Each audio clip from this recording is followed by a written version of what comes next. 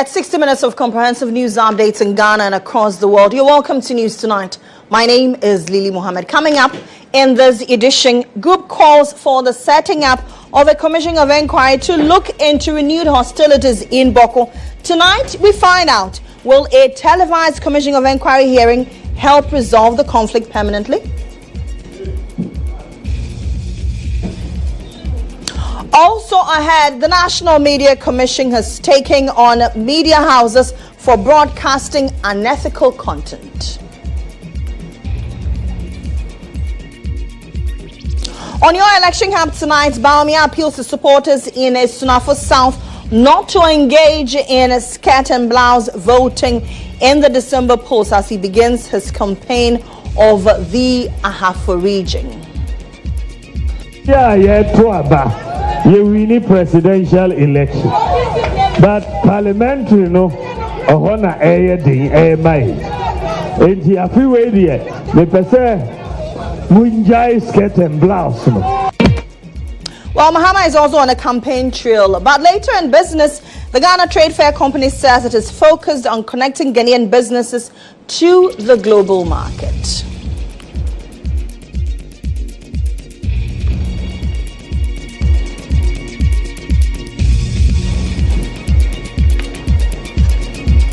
We have details of these and many others all in this 60 minutes belt. Stay tuned in.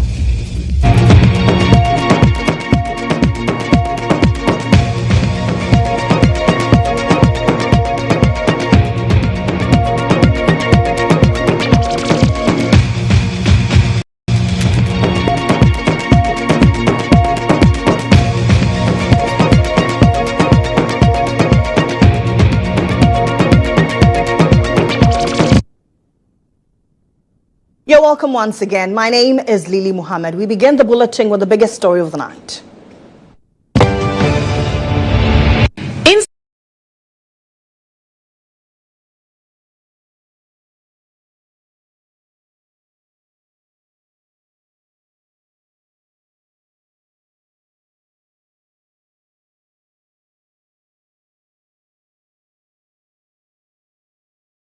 The story of the night focuses on security. It's been almost a week since hostilities renewed in the troubled Upper East town of Boko, following the return of Seydou Abagre, a man who is holding himself out as the new overlord of that area. The development has led to the imposition of a 6 p.m. to 6 a.m. curfew in the area, which has been roundly condemned by some residents in that area. They say the curfew should be extended to Wale Wale, where some unknown persons are said to have blocked the Wale Wale Bolgatanga highway and attacked vehicles. They suspect were coming from Boko. Let's take a listen to some of the residents in that area.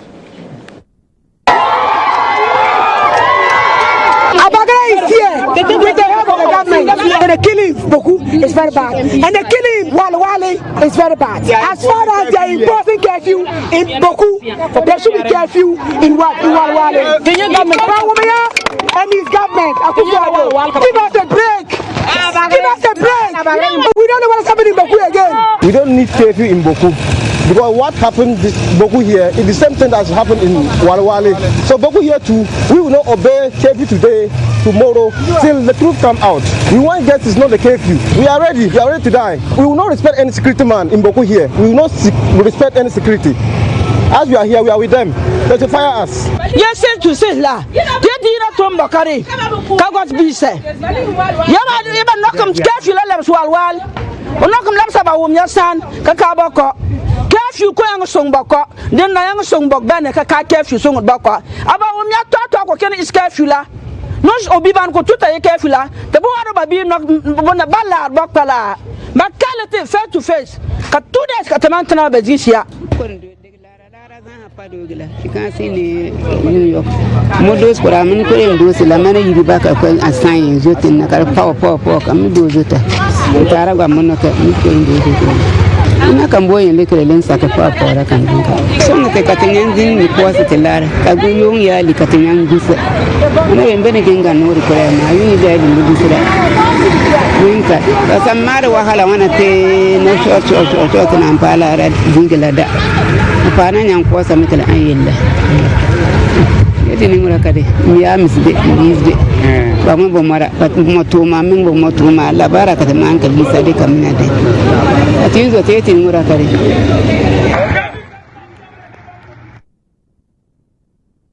Now, with heightened concerns on how solutions are not forthcoming to deal with the conflict once and for all, the group is calling for a setting up of a commission of inquiry. According to this group in Boko, the already polarized situation has prevented the public from knowing the real cause and solutions to this conflict, which has given room for varying falsehood commentary and interpretations by political actors, the media, some security analysts, and leadership of both factions.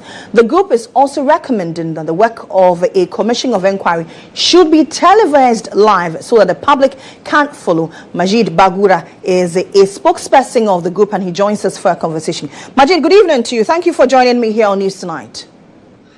Good evening to you and then good evening to your viewers. Let me first ask you, what's the current state of Boko after the curfew was imposed? Has the tension reduced? Are we still hearing bullets flying left, right, center? Well, currently, Boku is a bit calm. Okay. For the past days is a bit calm, but this evening there was an unfortunate situation. A military escort was escorting Burkinabe trucks from Boku to Kulugumu, and on their way at Misiga, they ambushed the military escort and fired at the truck, and two people who are not Boku natives lost their lives. One is in Burkinabe and the other is from Widana. They lost their life this evening. So there was a fierce exchange between these bandits and then the military person.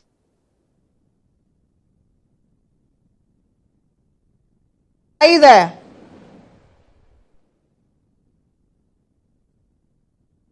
Hello, Majid.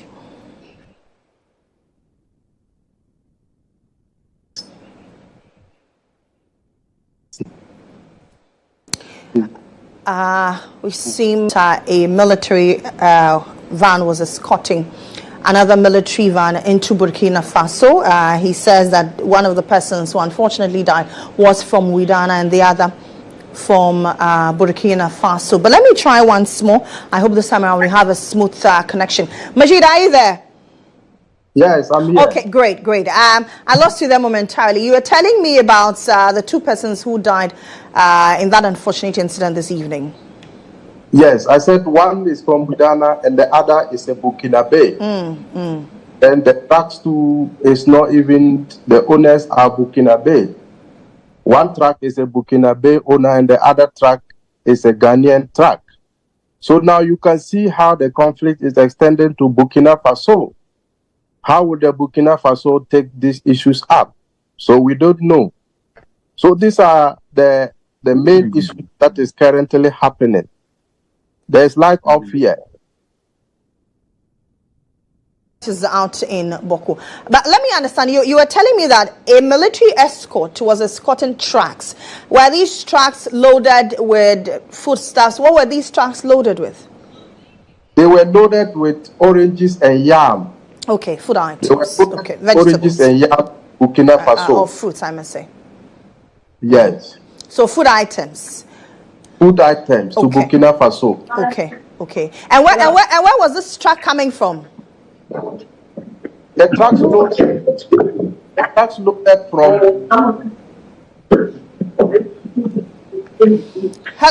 Hello, Majid, are you there?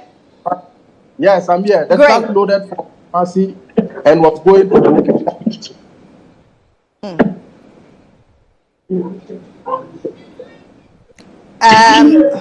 Majid, I'll hold you there. I seem not to have a secure connection with you. I'll hold you there. Let me engage a journalist from the area. Let me engage a governance expert. I beg your pardon. Dr. Frederick Odu. Dr. Odu, good evening to you. Good evening. I trust you're doing well and you're keeping safe. I am. Boko is raging again. Your thoughts? Some say we should put in place a state of emergency. Some say a televised commission of inquiry. I heard the chieftaincy minister say, remove the said Seydou Abagre from the area. What do you think? Well, I think first and foremost, we need to have security and stability in the place. I mean, that should be the foremost thing on our mind. I mean, we can come to look at the, settlement, arbitration, whatever we want to do concerning everything. But first and foremost, we must establish stability in the place. We must ensure the security forces are in place to ensure everybody abides by the security guidance. Yes, I would be happy with a state of emergency. If we need to impose curfews to get the place stable, that would be desirable. We can look at the long-term solutions. The long-term solution would then include having a commission of inquiry to help us unravel the issues at stake. But for now, I think the most important thing is to look at means of establishing the authority of the state in the place. Then we can begin to look at all other avenues for ensuring long-term stability and economic development in the area. It's sad that we should have this kind of situation in Boko. Once upon a time, Boko used to be one of the most thriving municipalities in the country. If you take out Accra, Kumasi, and Techiman and the likes, it's one of the most thriving municipalities. So it's sad that because of challenges with security, largely stemming from chieftaincy and ethnic differences, we are having this kind of problems in the area. Dr. Do, thank you very much. You say we should look at a long-term solution to this. But let's go back to Majid Bagura. I hope this time around we have a better connection. Majid, you were talking to me about the 2 persons who died. But you say that you want a televised commission of inquiry hearing. Is that feasible? Hello, Majid. Yes, it is feasible. It is, yes, sir. I said it's feasible because at the Boku crisis, the use of the violence and the gun doesn't help matters. Because for the past 40 years, that has been the only way. So now we are thinking that a televised committee from the Judicial Committee of the National House of Chiefs will be able to put the matters of the chieftaincy disputes in a proper place, because each faction will be given the opportunity to present his or her side of the story and how he thinks that how he claims to be the fan of the Boku's king. And I think that with the Judicial Committee of the National House of Chiefs and the live telecast, Ghana will be able to know the actual occupants of the Boku's king. And I think this will help matters. But the government is not doing anything as I'm aware of. Nothing is ongoing. There is no dialogue has broken. Nothing at all. And we cannot continue.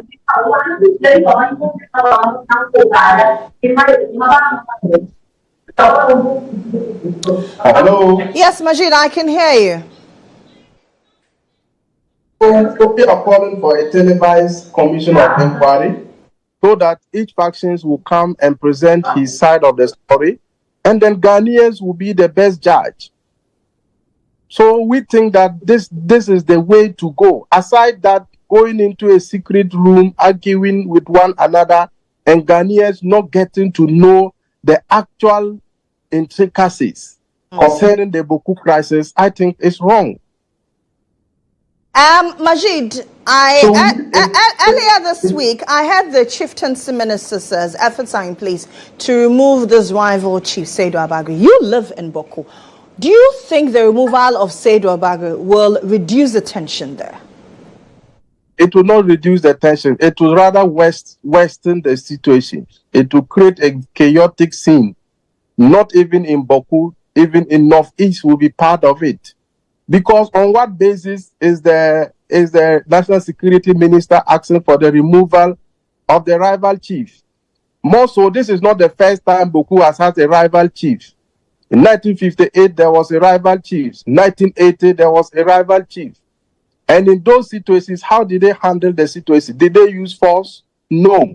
They used the legal way to deal with the situations. And this time we think that that should be it. The appropriate courtesies should be invited.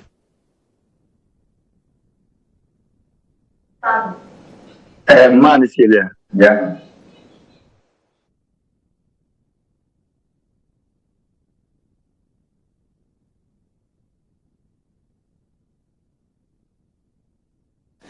I seem to have lost Majid Bagura there. He's spokesperson for the Boku Youth Association, and he says the recommendation for the removal of Seydou Abagri, the rival chief, is not the way to go. Rather, it will aggravate the situation. That's it for Insight.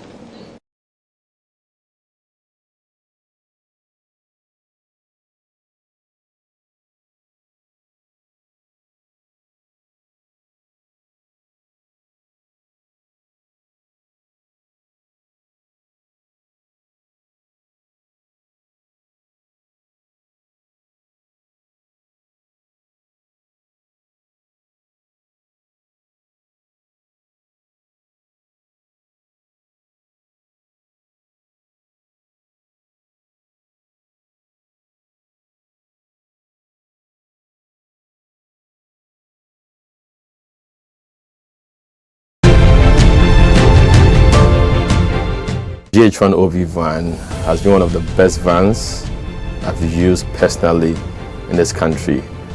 It runs a system where we are able to run on Dante to be able to do our broadcast mixed well also from this van. I've used this OB van for quite a number of big productions, i.e. 3 music awards, the late President Rollis' state funeral, Miss Africa awards, and a number of them. My experience with the GHOne van has been the state of the art equipment they have. Personal experience is you can use it for both indoor and outdoor, all events, conferencing, like anything you need a van to work for you, GHOne provides it. My experience with the van has been very good. Why? Because it has a number of facilities that I may not get in other vans. You know, the van has a very wide bench that can accommodate all my technical crew, ICCU, switcher, graphics, CG, and all of that. And then it also has a studio, a green room studio that comes with TriCaster.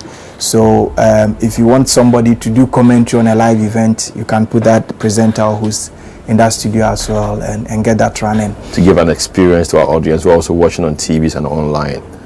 Work with an Exo technology system, which makes your video mixing with Panasonic cameras, like a lot of other stuff in terms of content you need to get also for your live broadcasts. I prefer the GHOne van to a lot of other vans I've used, or even doing my own setup on a tabletop setup. Because on a production you see a number of people in the van, and so if you have a very small van, it means that it's going to be choked, and that will affect the creativity as well. The price has been discounted as well to accommodate varied budgets. And so no matter the budget you have, I understand you can have the track and do business with it. It looks huge, but very affordable. Cost is really, really affordable. My experience with this EMI Awards last year, super excellent. Try it, call them, and I'm going to give you the best of price. Really affordable.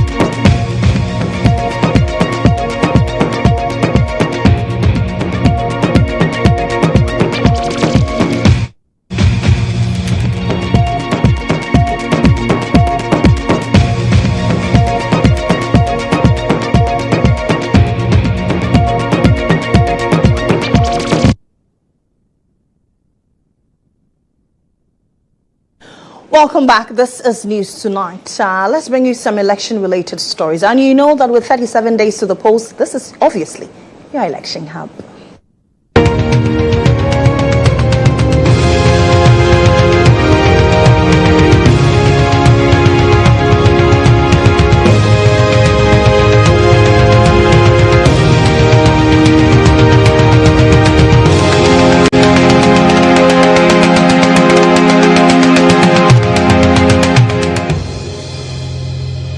Presidential candidate of the opposition National Democratic Congress, the NDC, GHOne Mahama, says the country has become a poor model of democracy for other countries who used to look up to Ghana. This, GHOne Mahama believes, stems from the appointments of some alleged political figures to the courts and subsequent outcomes of some public interest cases in the country. Addressing a rally at Bimbila on the second day of his tour of the northern region, the former president said Ghana, which was once a model of democracy, was in recent years seen its judicial system compromised. I travel around the world. I'm invited to various places to attend conferences, to be an election monitor, to give lectures at various universities. Anywhere I go, the question people outside in the world ask me, Ghana, what happened to you? Kwame Nkrumah's Ghana, what happened to you?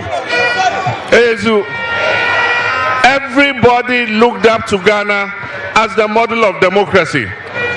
Today, we are a bad model of democracy. Our judiciary is not independent. All our state institutions have been destroyed. People looked up to Ghana as a country that is a model of economic management. Today, our economy is in shambles. And the people who came and said that they were coming in order that our economy would be better. Today, our economy is worse. We are in debt. There is hardship in the land. Prices of goods and services are rising every day. And yet, every day, they come and tell us we should clap for them. They've done well. How can we clap for you? Meanwhile, a latest Afrobarometer report also reveals trust in state institutions. Officials witnessed marginal declines compared to that in 2022, but major declines since 2012. While that's 74% of Ghanaians say the level of corruption in the country increased somewhat over the past year, a 3 percentage point decline compared to 2022.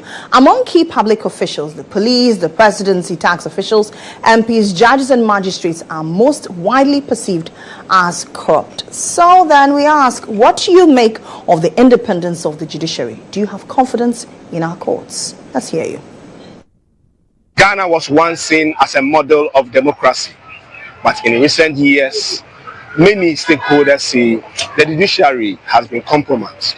One of such is the former president, John Dramani Mahama, who say the judiciary is not independent. We are here at Circle to ask some Ghanaians whether they still trust in the court. It shouldn't be the court way, because the court way sometimes they will just waste your time. It's a waste of time. That's what I would say. To me, that's from my seeing and what I've heard. It's not really helping. The court is really not trustworthy. Yeah, for now, that's what I would say. Now, if you have issue and you go to court, now they check up on, they talk for the person who has money. Even though if he or she is wrong, they talk for the person who has money. They don't check on the other party. So the court system there now is court. So I don't have trust for the court system again. In the past 7 cases, so I decided I there so we say and some decision be ban they all intellectuals to be able to say a be say analysis in Supreme Court as we mean say and you we are see here what is here the only scar want to go in. Only scar want to go. Samson as see here only scar now yale but who was car when young this court as no court. I don't trust in the court because now if you don't have money, you cannot go to the court and you can't win.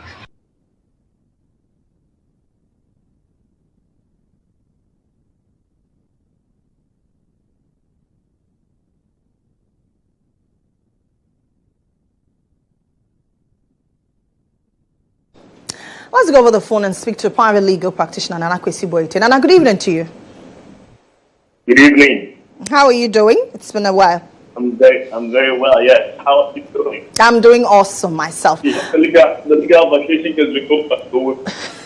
I understand. I perfectly understand. But John Mahama says the judiciary is not independent. You work in the judiciary. Is the judiciary independent? Well, the judiciary has to be independent. I can understand the perception the former president has, and this is not the first time he stated it. You see, if you follow the history of our Fourth Republic, the first president was Mr. Rawlings, and because he had been 19 years in that office, he really didn't need to make effort to exert anything. Everybody who was in every office, he put there. He put there because he had come from a military juncture and entered the democracy for another 8 years. He didn't need to make any effort. He was fortunately succeeded by President Kufuor, who was very measured in his appreciation of the authority of the executive and did not so much to exert himself as president. And I don't mean this in a negative way. He as much as possible exercised his executive powers also within a scope of, if you like, a statesman. And again, I'm struggling to choose my words carefully. President Kufuor was succeeded by Professor Mills, and nobody will speak about him. You know, fine professors and you know, if he had to select a Supreme Court judge, he would make sure is this somebody everybody would accept. And then, you know, because these three eminent people had come before President Mahama came, he didn't have a choice than to follow the trend they have set. I want to believe that President Kufuor, you know, he knows the judiciary. He's a lawyer of astute, you know, pedigree. But I also think that his knowledge of the law might not have helped that much. And I say so. Everybody knew the law. But he is known where the loopholes are. And when he's supposed to make a choice or a decision, he makes it as long as it's within the law without sometimes really considering, you know, general public sentiments about some of them. It is the reason why somebody like Justice Dawood, whose question came up in this very last application, was appointed to the Supreme Court. He's a fantastic lawyer in his private practice, but he had gone into politics and then he was appointed to the High Court. He qualifies to be at the Supreme Court. Justice Dr. Bar, Justice Ashiko, many people were brought from private practice by President Kufuor straight to the Supreme Court. It wasn't an issue. But there is not very often the practice where a person of a lower court is elevated above his seniors in the Court of Appeal to the Supreme Court. So when some of those come out, and when there is impression that, you know, MPP people who qualify, by the way, have been appointed whether to the Supreme Court or to the High Court or to the Court of Appeal, and sometimes at the expense of other senior judges who people feel were more, you know, not more qualified, but also qualified and have been there, then you create a perception for the judiciary. And when you couple that, and President Kufuor has been bold enough to do it regardless of the consequence. I mean, this is a man who, for the first time in the 1992, you know, the Fourth Republic, replaced the entire Electoral Commission as long as he had cause to do it. I mean, nobody would have been bold enough to replace the Electoral Commission. And now the president has said, I would be surprised if somebody replaced the Electoral Commission. So he's being bold. And he's exercised his executive powers, you know, to the extent where a lot of the time people have felt that when somebody who is in his favor qualifies for something, he will give it, not even without thinking that, oh, people would think he'll be biased. I mean, everybody knew that, you know. But counseling, as you mentioned, Justice Joe, did his empaneling endanger the outcome of the case in any way? I don't think so. You see, justice must not open that. It ought to be secret. And I started by telling you, Justice Dawo is a fantastic judge. Justice Yoni Kolendi, another fantastic legal brain. I have no doubt about these people, their competence and independence. Except you continue to form a perception that your cronies and friends are there, then no matter how much effort they put into their independence, that character of being friends to you or being your affiliate will remain, and their independence will never really be appreciated. Sometimes you do them more harm than you do them good. See, that is the problem. And I mean, if I was in a position to advise, by all means, if somebody is close to you, or if somebody can be perceived to be more sympathetic towards your cause, then keep him away, just so that justice be seen to be done. Not so that it won't be done, but that it would manifestly be seen to be done, which is the problem we've had with some of these appointments. Unfortunately, President Akufo-Addo has done. There's no way to imbue the integrity or independence of the people. And we instill confidence back into the judiciary, which is a critical arm of government. Well, I don't know, but the judiciary must check itself, and that is why if I was,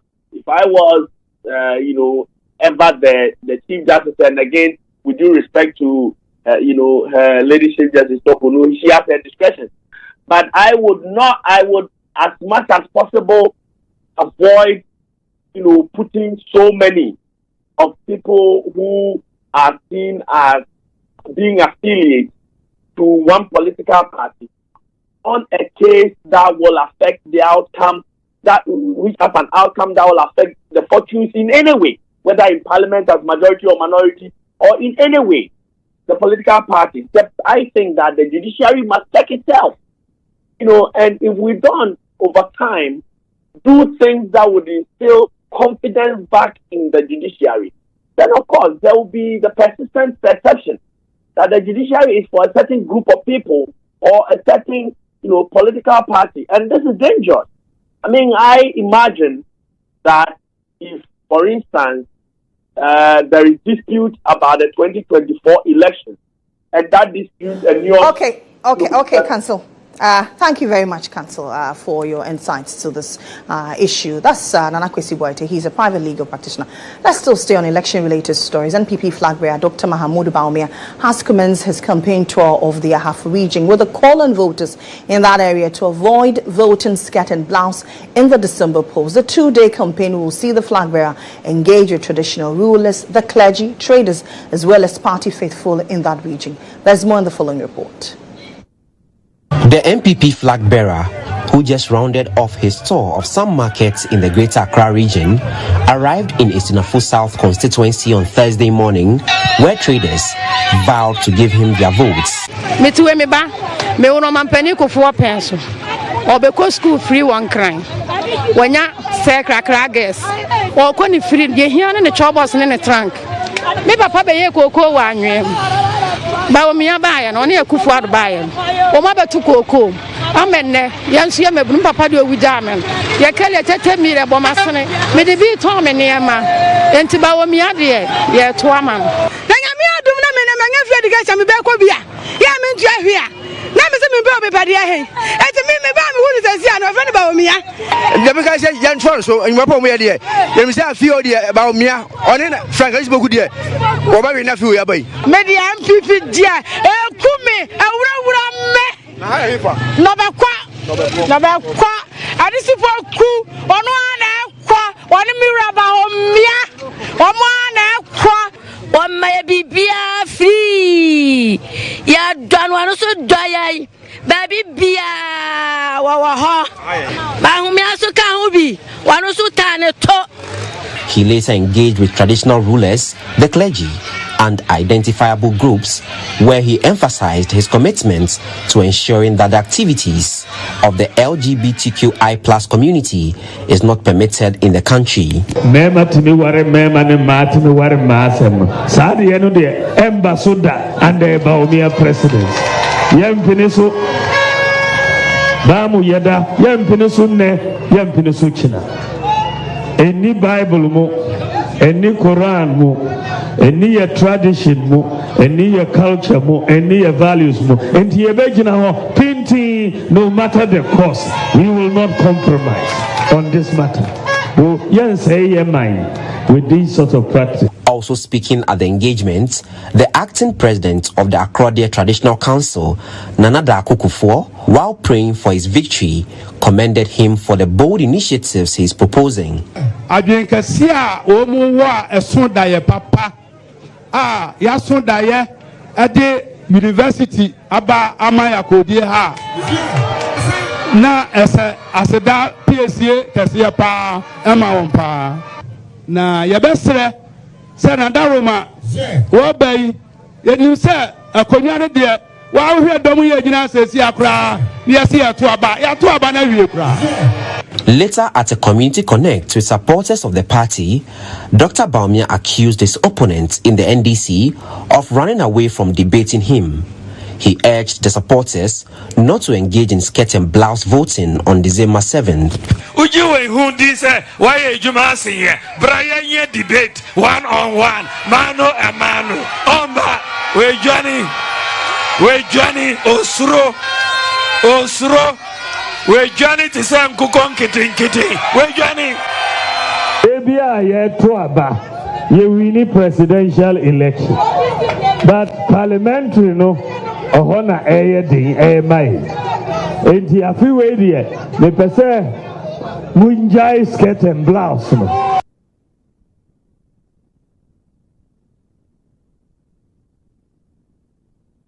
Now, on the flip side, GHOne Mahama is also on the campaign trail. Now, this time around, he is rallying his party for unity, calling on members to put aside differences and focus on a common goal for victory at the polls. He said this during his tour on some constituencies in the northern region, which, according to him, is aimed at strengthening the party's morale and coordination as they head into the final stretch of the campaign to unseat the incumbent government, the New Patriotic Party. In a spirited address to party faithfuls during a campaign rally at London in the Williamson constituency, GHOne Mahama stressed the importance of unity within the rank and file of the NDC as they prepare for the December 7 elections. The former president voiced his concern over some members running as independent candidates, urging party supporters to work together and avoid internal conflicts, highlighting that a united front is key to the NDC's success on election day. Willency cannot afford to shift out of the hands of NDC. And that is why we must work with unity of purpose. The independent candidate, Stanley, I have appealed to him and appealed to him and appealed to him, and he has not listened. I'm making one final appeal that he should come and let's work together. NDC is going to win this election. So I'm just informing all of you, stand firm. NDC is going to win. And we need an NDC MP here so that the development that we are bringing, the secondary school for Lungni that we are going to build, we can work with him to do it for you. With just 4 weeks to go, Mahama's call for cohesion is a signal of his commitment to galvanize support and energize the base for the people of the area. He will make inclusive and non-discriminatory appointments if elected, emphasizing fairness and unity in his administration. And NDC, we are people who balance out. My brother Dauni is a Nanumba. If he comes to parliament, then he wins. The DC will be a Konkomba. And there are many other appointments. Nanumbas will get some, Konkombas will get some. Because we are all one people. We want a majority in parliament so that we can come and work for you. However, Mahama extended his campaign to the Pandai constituency, an area with agribusiness potentials, and pledged a modern yam market in the area to support farmers and boost trade. 2020, Yetrogu ya manifesto mu. 2024, ya sanachuregu mu. Say Pandai yam market. Eye eja edimupa ewo Ghana ha. Enti yeba Pandai yam market no. under your market enhancement program. You be seen a year for Senebeya Ebeya Krabeshe Ewo Ghana ha. And Crofobepsi Ghana Henina Abakmanda Som Beto Baire.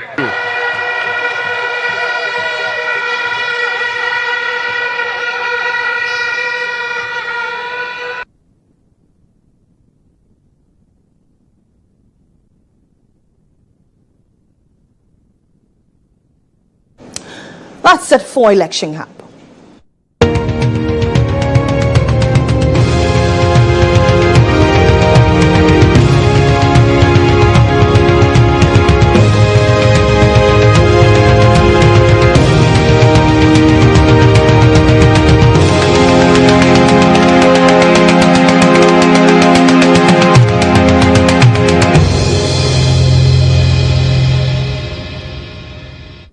This is still news tonight here on GHOne TV. My name is Lily Mohammed. The National Media Commission has criticized Accra-based Unia FM and Kumasi-based Oyepa Media for broadcasting content deemed unethical, indecent and offensive. Speaking at the NMC's regulatory meeting on offensive media content with radio and TV stations in Accra, the Executive Secretary, George Sapon, explained the decision to single out Unia and Oyepa was due to their production of the most obscene content in the industry. 34 media houses made up of radio and television stations were invited by the National Media Commission for allegedly breaching some ethics of their operations. Executive Secretary of the NMC, George Sapon, mentions some of the breaches the stations are accused of during a meeting with managers. We have a lot of hope in the capacity of the media to improve themselves, and we work with them and hope. But in the case of this station, we are telling the truth that if the trend continues, they will be candidates for closure. In the case of Unia, they are not necessarily in the category of indecent or obscene material that we are dealing with. They are doing something worse and something more terrible. That is the kind of content that we call dangerous content. Officials of Oyepa TV, one of the stations cited for the breaches, expressed disappointment in the NMC. Apostle Emmanuel Nyako is a human resource manager for the station. We have never refused any invitation from them. I think this is our second invitation, and we traveled all the way from Kumasi to honor this invitation. You were comparing us with our Unia TV. You singled out us together with them, but in their case, you made mention that you even wrote to them. But we have never received any official letter from your outfit, which we have refused to honor. We are always ready to work with them, and we want to continue to make Ghana peaceful and prosperous. The president of the Ghana Journalists Association, Albert Kwabena Jumfo, who was at the meeting, raised concerns about the influx of unregistered media channels in the country. We are long overdue. NCA should be able to tell us what are they doing about this, because we know that you are the regulating body institution supposed to what, to issue frequencies or licenses for operation. You have your, let's say, you have your own should I say your professional requirement, or what requirement that one should meet before even operating the media in this country. How often do you monitor this? How do you go there? You have inspected their studio. What kind of studio are they using? What kind of things? We all know that they are even doing digital radio, which is also not under the armpit and then the control of the NCA. We want NCA to tell us how are they going to clean this? In response to the GJ president's question, Director of Engineering at the National Communications Authority, Reverend Engineer Edmond Fianco, outlined mechanisms the authority has implemented to help monitor offensive content on radio and TV stations. Indeed, we do take down stations that do not have authorization, because that is a violation of the law. There have been instances where some of the stations used to be under a bouquet, and then they are in the process of obtaining their own authorization. Even those who are under the cover of a bouquet, when they apply for their own authorization, We are not allowed by law to make a decision based on the content.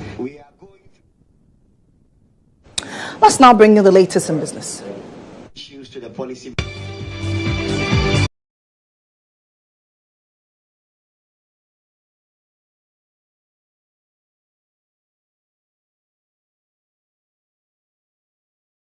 Relive childhood days. The Ghana Trade Fair Company says it is focused on promoting made-in-Ghana products to connect Ghanaian producers to the global market. Speaking during the opening of the 2024 Accra Grand Sales, Chief Executive Officer of the Ghana Trade Fair Company Limited, Dr. Agnes Edu, indicated that her outfit is working assiduously to complete the redevelopment of the trade fair and called on Ghanaians to promote made-in-Ghana products.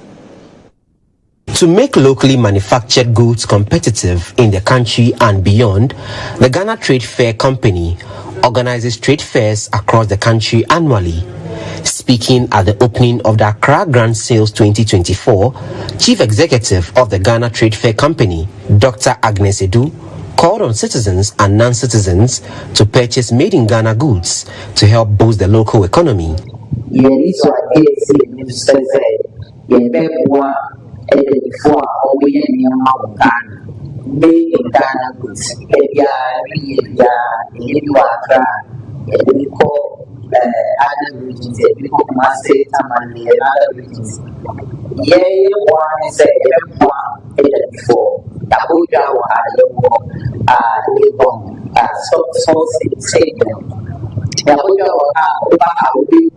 idea say so and near man,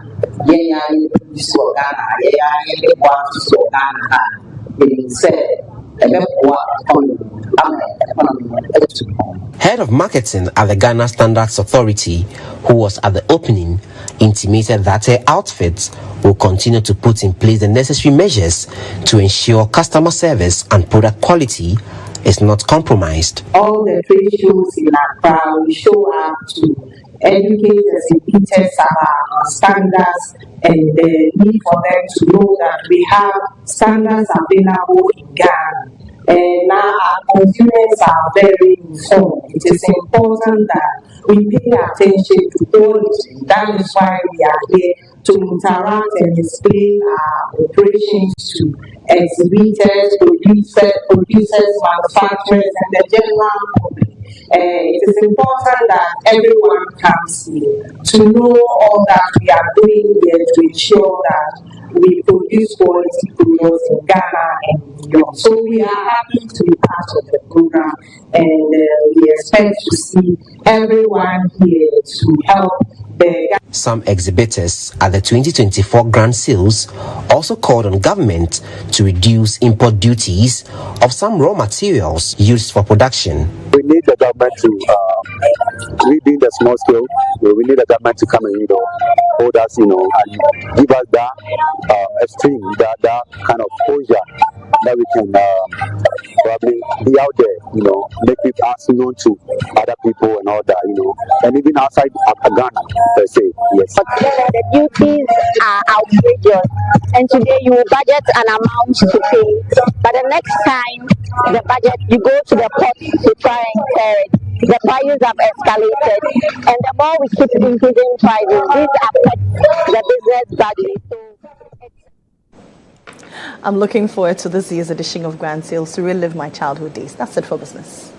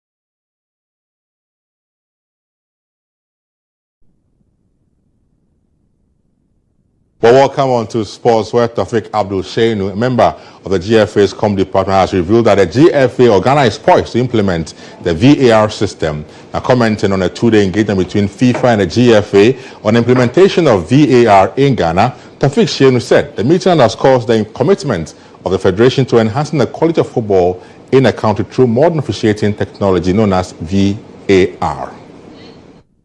The roadmap to the implementation assistant referee system in Ghana has begun with FIFA and Ghana Football Association representatives meeting today in Accra. This initial meeting, labeled the VAR kickoff meeting, is a critical first step in FIFA's implementation assessment approval program, which is an essential process for any member association aiming to adapt the VAR technology. The Deputy Communications Director of Ghana Football Association, Taufik Abdul Kadir, highlighted the visibility of this initiative, noting that the two-day meeting between the GFA and delegation from FIFA speaks volume. What is currently ongoing is what we call the kickoff, the VAR kickoff meeting. It's a meeting between FIFA officials, FIFA VAR officials, and the refereeing department of the Ghana Football Association, and some, top management members, to see how VR can be implemented here in Ghana, the operational lines of the VAR, what we need to do to ensure VR is fully implemented. So the meeting is currently ongoing. It started today, it will continue tomorrow and end by tomorrow evening. And I'm very hopeful that by the time the meeting comes to an end, we'll get a clearer picture. This is actually, the key to the implementation of the VAR here in Ghana. Questions have been raised to the viability and possibility of the implementation of the VAR across Ghana, but Taufik Sheinu insists VAR implementation is a high possibility in Ghana, but it requires careful planning and investment to ensure its workability. It's possible. It's possible because the moment the meeting has started, it's a sign that we are ready.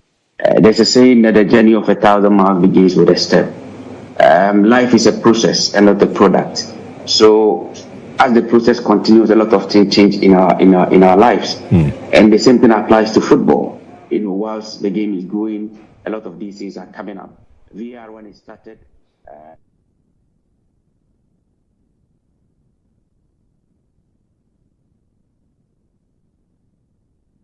Ghana wants to be one of the countries in West Africa to also start the implementation of the VAR. So the ability or being able to even get FIFA to send officials here in Ghana for the VAR kickoff,